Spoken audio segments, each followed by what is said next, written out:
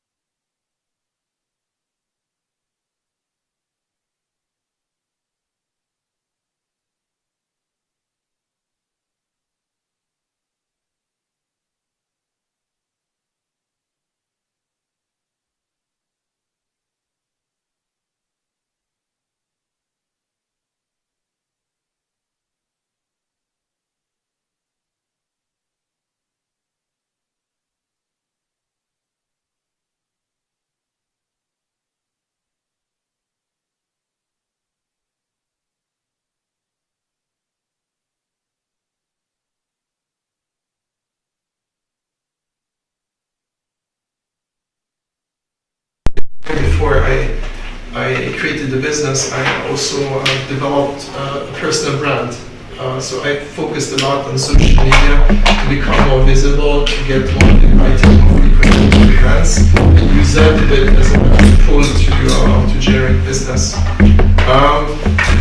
At the end of the second year, we managed to be profitable, so covering all our costs, and now we're at a point where we are looking at slowly growing. But at the same time, the market is a bit hardened. So right now it's a bit tough in terms of getting new customers. Things are getting a bit delayed. But overall, I could say in the last 2.5 years, I learned as much as probably what I learned in the 10-15 years before with Ericsson. Not that it's not a great company, Ericsson is a great company, but simply when you work as a startup founder or as an entrepreneur, there's so many things that you have to deal with that you're constantly learning new things.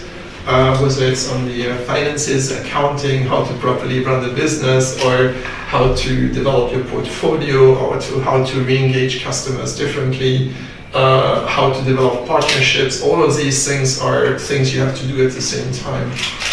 This is what's challenging, but this is also what is exciting. So so that's pretty much my journey after almost 25 years in the work field. So I'll let you now ask a few questions about that. Do you guys have any questions? But you said you were involved in blockchain, right? So okay. So in terms of the consulting business I started, the focus I wanted to have for our business is to transform industries, to transform businesses. So you could say at an umbrella, what we're trying to do is to talk to customers about how their businesses will be impacted by emerging technologies, how they have to adapt if they don't want to get disrupted. So initially what we try to talk to customers about is basically the speed of change, convergence of technologies, and how that can easily be used to disrupt their industries. The types of technologies then that are emerging, there's many of them. There's IoT, there's AI, there's AR, VR, and there's blockchain. So when we look under the kind of the hood of this bigger digital transformation and how businesses can be impacted or disrupted, you need to look also at, let's say, specific challenges in certain industries and how technologies come in to simplify that. And blockchain is one of these technologies. So when we look at the history of blockchain, it pretty much came in because of this lack of trust in the financial system. It came in as a technology to kind of remove the man in the middle, to reduce transaction cost. Basically, a bit of a revolutionary flavor on this to turn around the whole banking and finance industry. But also as a technology, it becomes something much bigger. It became a technology that allows to make business transactions easier, simpler, cheaper. It also helps a lot with executing contracts or smart contracts. So when you look at the application of this technology, is very wide. So for us, working with digital transformation, then, and long answer for this, but we very early understood that blockchain is one of these kind of pivotal technologies that basically you need to transform industries. Probably the most important right now is to get data right, so have a proper data management strategy as a company. But right after, it's technologies like AI and blockchain. Then you basically need to know and learn enough about the technology to be able to have a discussion with the customer on whether this technology is relevant for them right now or not. Here in Dubai, there's a lot of buzz about blockchain, and if you run a pilot or if you try to implement this, it might actually be quite expensive because the technology is not that mature, and depending on what you're doing, you might be better off doing things with databases. So it's really, when you have a dialogue with customer, it's really about understanding what they try to do, whether, first of all, blockchain is a good fit for them. So does it solve the use cases they need to solve? Does it solve the challenges they need to solve? Does it do it in an efficient way, meaning that is there a good return on investment if we use that technology? We look at how mature is the technology. There's different types of implementations of blockchain, and some of the stacks have better support, better development kits, and so on. So we look at the technology. And the third thing is we look also at the maturity of the organization. So what I did in that space pretty much is early on, I probably started a little bit over 2 years ago, start to read a lot, and then starting publishing and writing to get the message out. So we don't do development in that space, but we support customers in understanding how to make the best out of blockchain, if blockchain is the right technology for them. It is one of these key technologies, I think, that people will have to understand a bit better. Sorry, with follow-up with the AI blockchain coming, is the aspect of human resource in a corporation decreasing in magnitude, and people are depending more on AIs?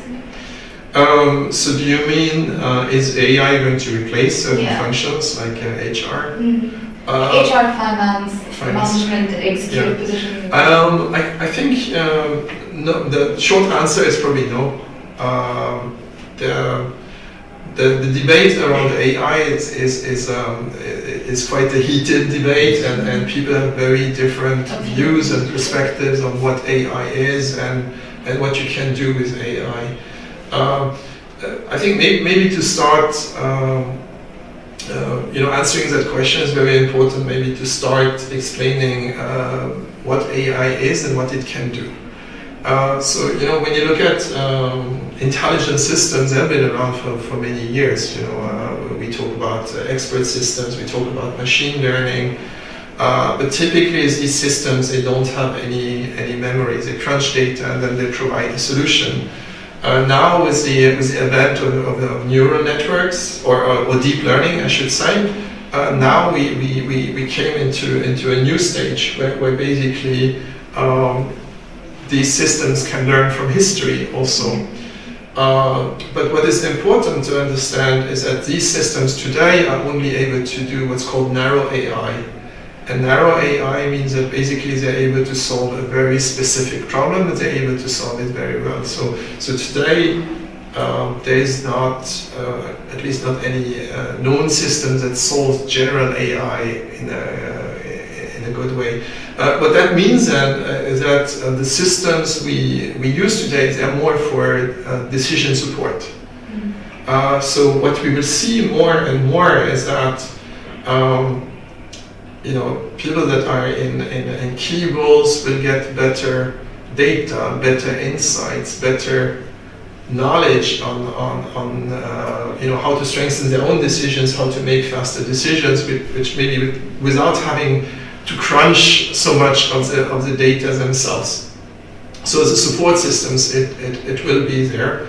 For instance, I can mention one of the startups here in Dubai, Dubai is called Searching. Have you heard about Searching?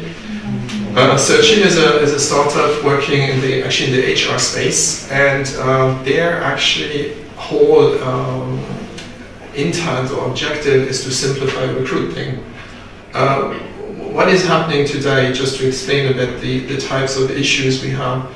Today, if you apply for a job on any online platform, it goes through an automatic tracking system that searches for keywords, and people know how to gain that. And at the end of the day, what it does, it reduces the number of CVs to review, and then still a manual process. At the end of the day, you still know very little about the person. Now, by using artificial intelligence, we can, for instance, ask people to do videos. So, record a video and talk about certain things, and the AI systems, the way they're trained, they can detect things. They can detect insecurities. They can detect if you're maybe lying or if you're not really sure about what you're talking about. And this is what Search is doing. They're basically, they've developed systems where they can score certain things and get a much better understanding on who the candidate is. Similarly, if you look at IBM, they have on their Watson platform, they have something called Personality Insights, where basically by running through an AI system, text that you have written, they can get a pretty good indication on certain of your personality traits. Now, these are some of the things AI can do. What is very important though to understand is AI is complex, and the type of answers that AI feeds you is very much based on how you train the AI system. So it's based on the data, it's based on the algorithms that are being used. And for instance, if I would ask you today, build an AI system, that automatically recognizes shoes. Now I ask you guys, what would you use to train the system? The shoes we wear, or exactly, right? Yeah. It might be a nice pair of shoes or sports. If that's the ladies, maybe they will think about high heels, right? Now the thing is, if you train the system, with your shoes, they will never recognize the high heels as a pair of shoes. And this is part of the problem with AI. It's very easy to introduce bias. So if you don't have good sampling of the data, if you don't have transparency of the algorithms, it's very easy to get biased in the system. This happened a couple of times already. I'm not sure if you're aware of the issues that happened with Google. People were recognized as gorillas. Later on with Microsoft, when the bot became a very bad person because people messed with it in the learning phase. So very important to understand, AI has a lot of potential as a decision support system, but you need to know what you're doing, and it's not this magic box that gives things out by magic. You have to train it, you have to provide the right data and so on. Input has to be accurate. Exactly. So I don't see it maybe as such a threat as some people maybe advertise it, but for sure we need to be very cautious. We need to be very cautious because things can go really badly wrong. And I'm going to give you one example of what happened in the US. For instance, there was I'm not sure which state it was, but basically the government allowed the judiciary system to start using artificial intelligence to identify repeat criminals.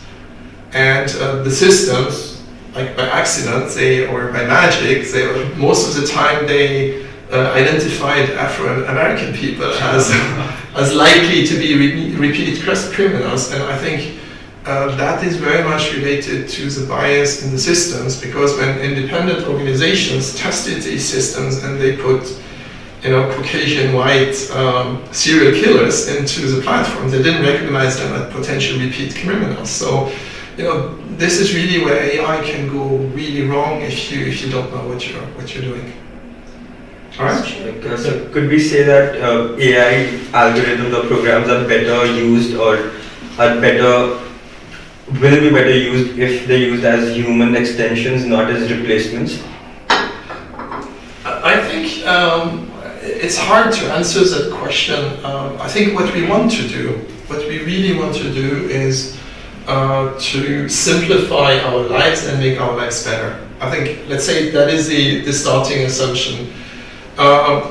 So in certain cases, you might want to replace humans completely. Just think about a call center. Call center is a typical example. People working in call centers, they're among the population that is the most stressed. They really have a very, very bad life quality because of the pressure they get. And if you can automate that job completely, maybe it's not a bad thing, right? Because being on the phone, stressed, people are yelling at you all the time. it's not healthy for us. On the other hand, if you think about a doctor that is doing surgery, or somebody else doing life critical decision, you maybe want to make sure that somebody at the end of the day is accountable for that decision. And today, I think that person has to be a human. It cannot be a system. Once technology evolves and we have general AI, maybe things will be different. But I think today it's really about supporting humans, but also some jobs will disappear. And it doesn't need to be a bad thing, because some jobs maybe are not that good for us as humans. Yeah? As for like in the financial sector, blockchain and cryptocurrency coming, is it Yeah. going to be like normal bookkeeping and all? It's going to be like obsolete in a few years, like maybe a decade or so, like once it becomes mature. I think I'm not sure how to answer that, because let's say in terms of bookkeeping, in terms of reporting, you still have to report the same things, right? Whether it's for tax reasons or any other. So the data you enter has still to be entered one way or another. So what AI systems might be used for is, for instance, to identify mistakes early on. So AI on that part may be a bit less, but for sure, blockchain is a technology that will have an impact in that area. The reason being that with blockchain you have a full auditability.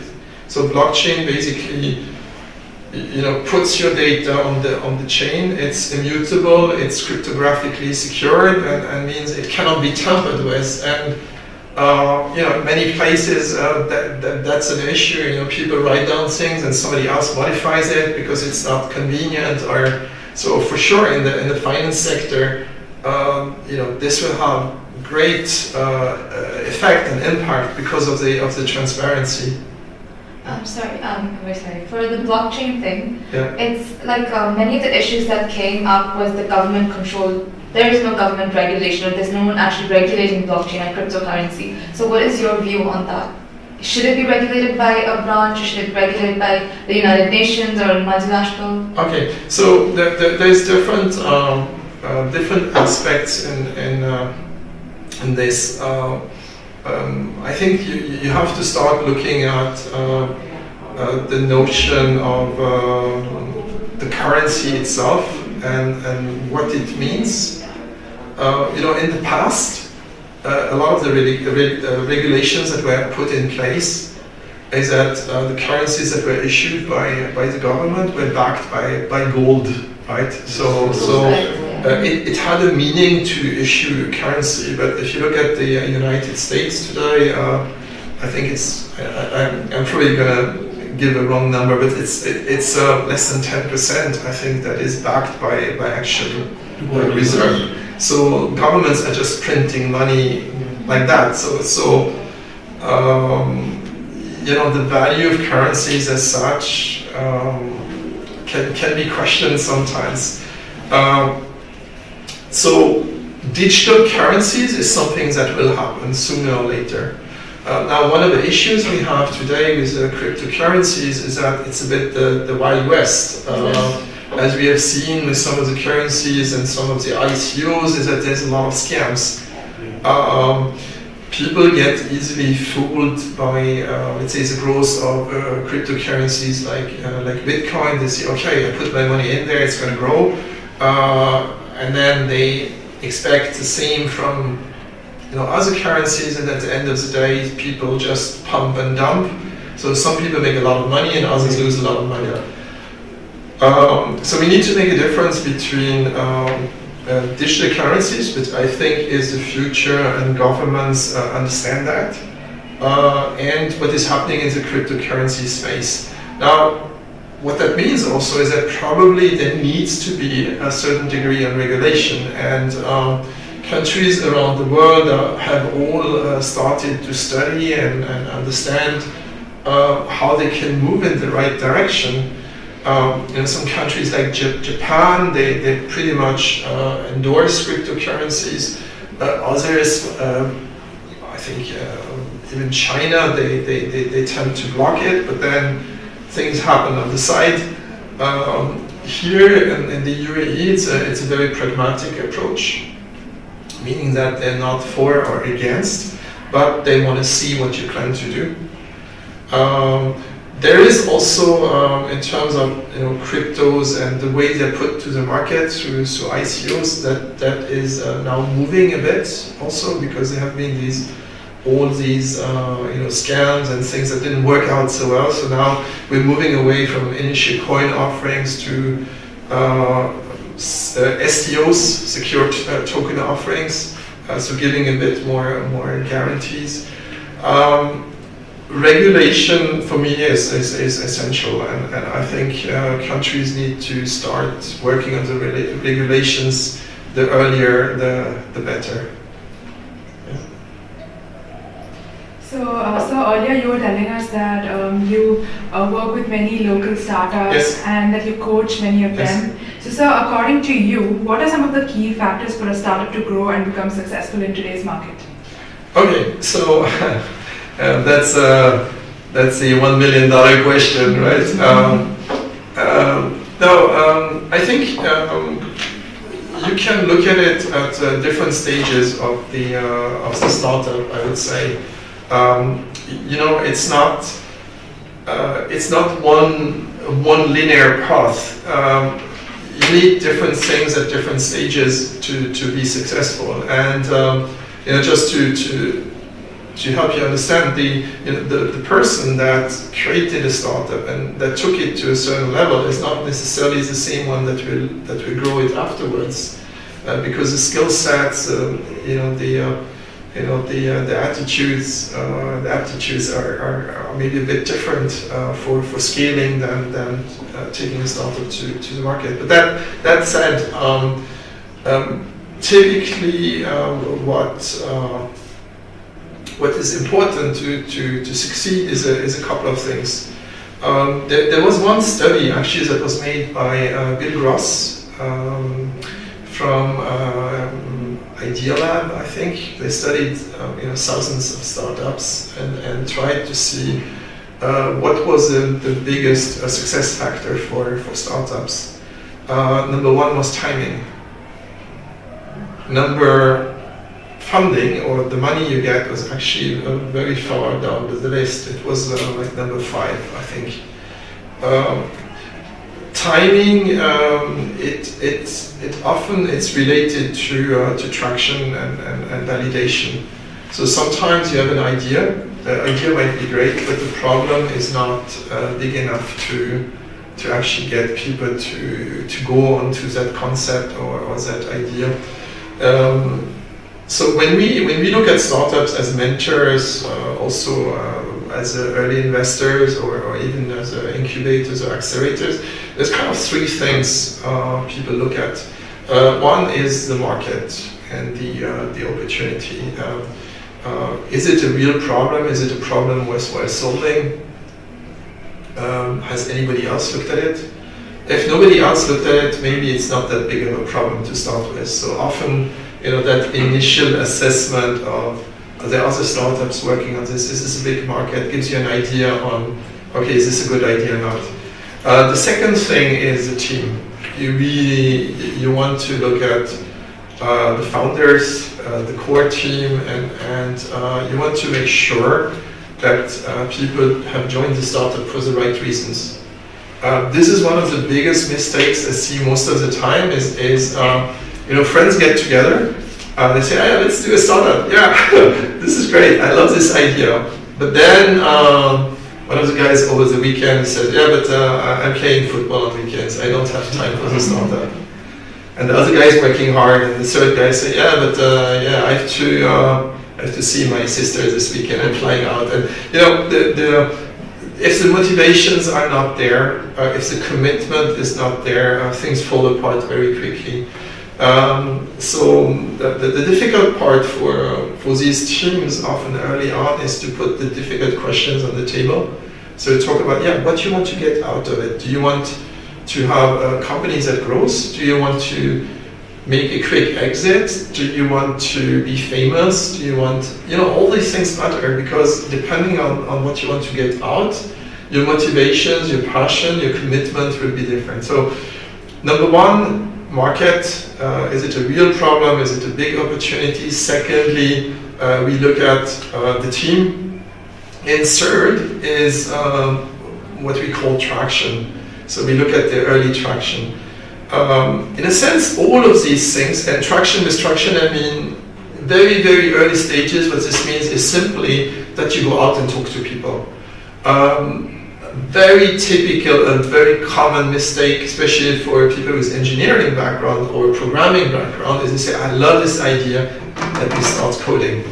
And they start coding and building, and they spend like 8 months, 9 months, a year and a half developing something, and they haven't talked to anybody.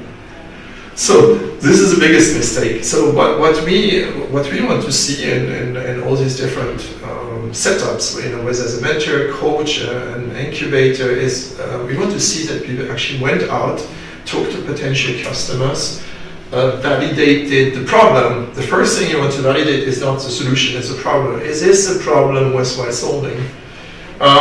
So these are the type of things we try to get. And basically, when you have a strong team, when you have a decent problem to work on, and then when there's validation on the problem, on the solution, on the business model, then your chances of succeeding are increased.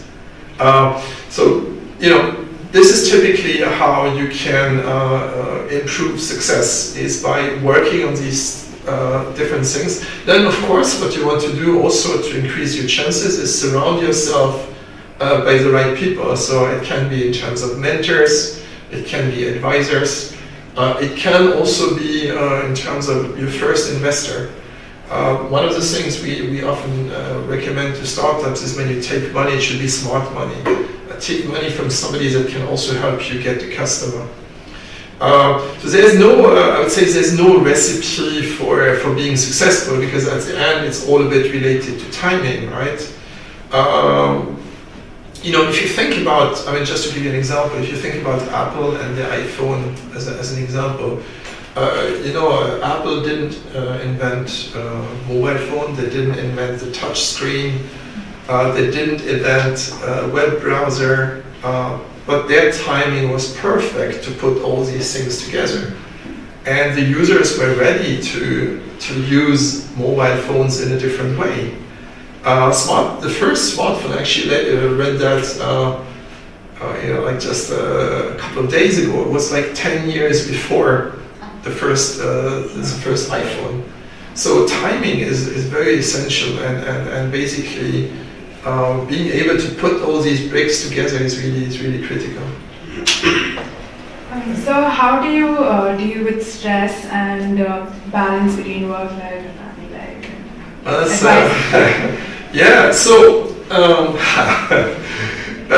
I was saying that when I was in the corporate world, I was much more stressed because the stress you have is often imposed on you, and the stress that is imposed on you, you don't always have control on it. So for instance, when I worked at Ericsson, it was not uncommon that you get asked to produce a report or some strategy, and nobody's needing it, but some boss has to present it to his boss, and then you have to do something in a very short period of time, and that nobody's going to use it. It's wasted time. But in the corporate world, you often have these things that you have to do quickly, you don't know why, and that creates a lot of negative pressure. Another example is, which you also find often in the corporate world, is targets. So for instance, if I have individual targets that I can control, it's fine, I don't mind. But sometimes you get targets that are out of your control. These are also very stressful things. So in the corporate world, I see a lot of negative stress, and in the entrepreneurial world, it's mostly positive stress, meaning that you often have to juggle a lot of things at the same time, and you get often exhausted but you are in control. So at the end of the day, whatever decision you take, you're the ones making the call, and that for me is more of a positive stress. Now, the other thing I learned, and this I would not have known it if I would not have worked like 10 or 20 years in the corporate world, is that when you work as an entrepreneur, initially the default behavior might be that everything is urgent. You know, somebody is calling you, you run to present to them or whatever. In the corporate world, I learned in a sense that sometimes things need to simmer. So, and that depends, you know, whether you can let things simmer or not, depends a bit on your boss also, whether he gives you that possibility. But most of the time, customers don't run away. Most of the time, you don't lose deals because you didn't respond in time. Most of the time, things take much longer. So for instance, the things I do, I never compromise on a family event, on a vacation because of a customer meeting. I don't do that anymore. I was doing it in the corporate world. Now it's very simple. Either people want to work with you and they do understand that these things matter, and they say, okay, then let's do it next week. If they want the meeting this week, when you have something private, important, then there's an issue with the relationship anyway. Okay, now that said, there's circumstances where it's a bit different. So when there's a public tender, so when there's a public procurement process and deadlines, that's different. Then you stick to that, right? But for everything else, it's up to you to use that or set up what the right balance is for you. The other thing is, this is something probably I will talk about in one of my upcoming video blogs, is the future of work. We are very much taught, and our mentality is very much on a five-day work week, 8 to 10 hours per day. But where's it coming from, really? That's coming from factory work, right? When we had to work on a chain. So now I don't work like that anymore. Pretty much what I do is that I try to mix my activities so that whenever I do something, I'm 100% on it, and my efficiency is suddenly much higher. So when you have the flexibility to blend your activities, you tend to, for me at least, the feeling I have is that you tend to produce more. For instance, I spend total half a day or 1 day a week on things like writing or blogging, which allows me to reflect. At the same time, I try to create social media traction of this. I spend, let's say, 1 or 2 days per week trying to meet customers, 1 day per week, maybe follow-up planning and these type of things. But my work week is typically not 5 days. It's ideally, the way I work is 2 days work, 1 day off, 2 days work, 1 day off. And when I can, I cannot always, but when I do, I'm much more energized. So I try to structure my meetings and all of this so that I'm in charge. So since I'm independent, I feel that I have much better work-life balance than before, where everything was imposed on you. But I think in the future, corporates will have to change also. The other thing, expanding a bit on that notion, which for me is key, there's a difference between being reachable and actively working. So let's say now as an entrepreneur, I need to be reachable 6 days a week, like maybe 10 to 12 hours a day. But that's mainly because the other end might need something that I need to consider. But my time, I try to organize it so that I'm always, efficient. I remember when I was working in the corporate world, when I was asking my colleagues, we spend here 40, 50 hours in the office, honestly, how many hours you actually effectively work a day? And most of them say, yeah, out of the 8, 10 hours, maybe 2, 3 maximum. In the corporate world, there's a lot of distractions. Whether it's meetings, whether it's people just asking things, and the effectively working is not one of the strengths of big corporate environments. In startups and as entrepreneurs, it's much more focused, and hence you tend to produce more, but you don't work more hours.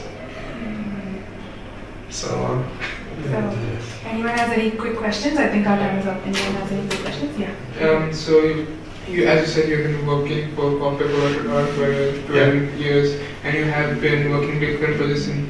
So what about you is the most important aspect of business? Most important aspect in business, I think, if you want to be successful in business, you need to understand your customers. So whatever you do, you need to listen. So the most important thing in business, especially as a consultant, is listening. You need to listen all the time. You need to pay attention to what people say. You need to pay attention to what people don't say. And then basically adjust your offering, adjust your behavior so that basically you create that trust relationship. Probably in this part of the world, even more than anywhere else, it's like it's trust, right? Here in the region, if you work with Emiratis or Saudis or somebody from Kuwait or Oman, the first things you do, you're doing coffee together, you have tea together, and once they get to know you, you will start talking business. It's much more personal here compared to, let's say, what I would experience in Europe. Yeah. You wanted to talk about your projects as well a bit? I think Okay. our time is up. We can Right. move forward. So thank you so much, Yeah. sir. Thank you for taking your time and being here. It was very insightful, and we had a lovely time. And we're so honored to have you here. Thank you. So basically now we have to come to an end of Coffee with CEO 16.0. Yeah. Thank you. Thank you. Thank you. Thank you.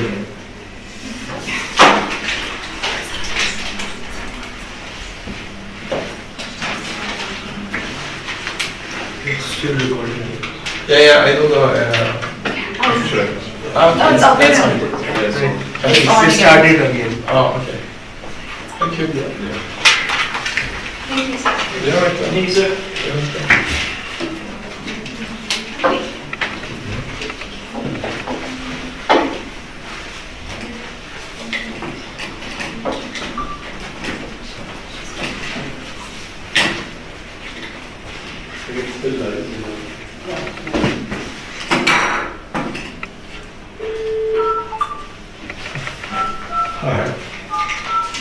Well done. Was it me? So there was a group of around 50 students. Thank you so much and good job everyone. Now,